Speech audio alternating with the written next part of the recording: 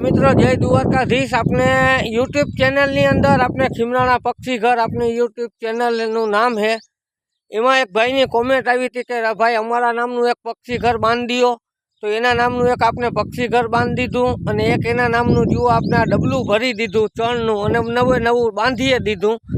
આ જગ્યા થોડીક ઓના કરતાં થોડીક છેટું રાખ્યું હોય એટલે પંખીડાઓને ખાવાની મજા આવે, થોડાક છૂટા છૂટા બેસી શકે। અને કેવો તડકો હોય એ તો તમને આ બધાને જેટલા મારા વિડીયા જોહે એટલા બધાને ખબર પડી જાય કે તડકો કેવો છે, ગરમીનો માહોલ કેવો છે।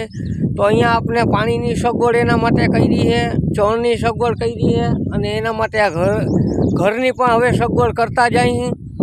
તો પક્ષી ઘર ખીમરાણા કોઈ ફોલો ન કર્યો હોય તો ફોલોવર કરી લેજો મિત્રો।